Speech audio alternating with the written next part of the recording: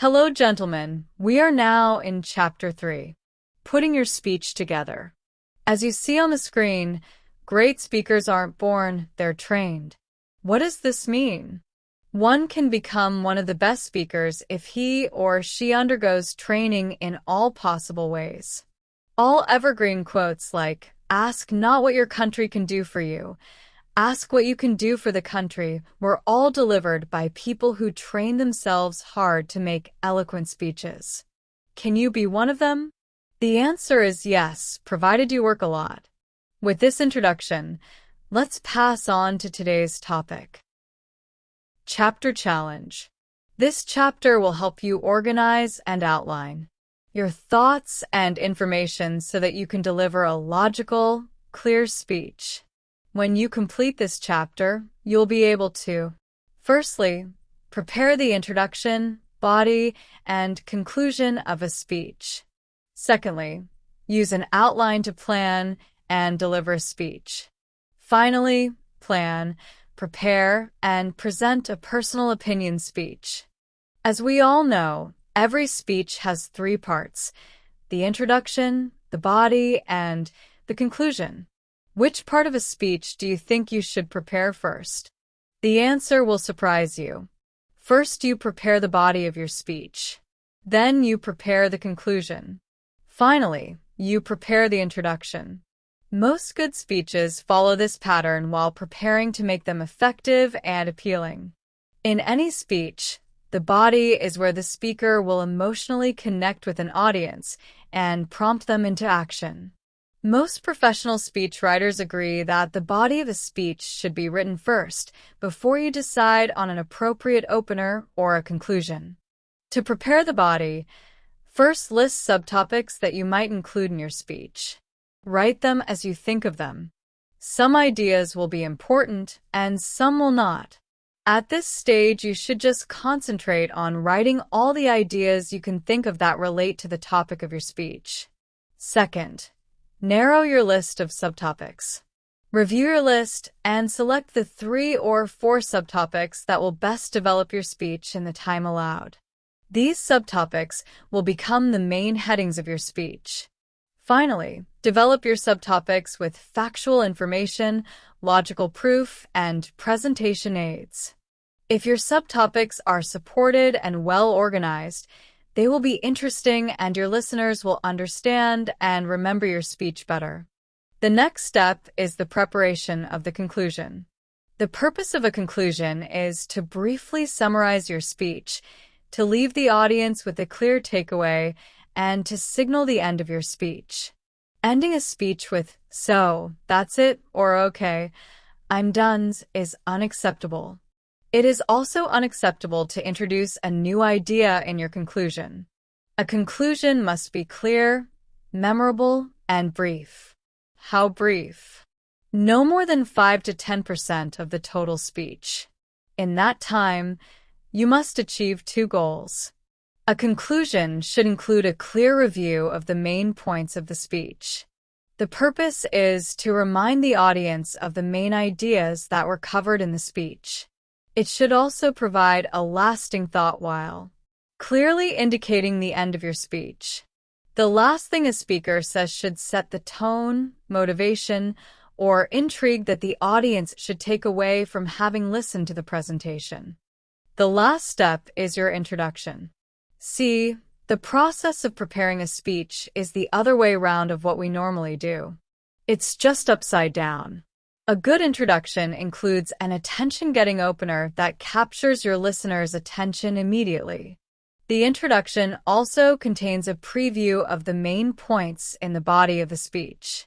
Some methods for opening your speech and getting listeners' attention include telling a brief story, asking your listeners a question to arouse their curiosity, shocking your audience with a startling fact or quotation. Next, an effective preview. Tells listeners the main ideas in the body of the speech. Helps listeners to follow information easily as you progress through the speech. After you have all done with preparing your presentation, check the 10 points given in the checklist here. Once you are fully satisfied with your script, and if all the items in the checklist are okayed, start a practice with several rehearsals. Practice again and again until you become fully confident. Now let's listen to Fatima's presentation. Pay attention to her organization, vocabulary, and style of speaking. Listen to Fatima's model speech. Pay attention to her organization. I never go out to lunch with friends. I don't go to movies.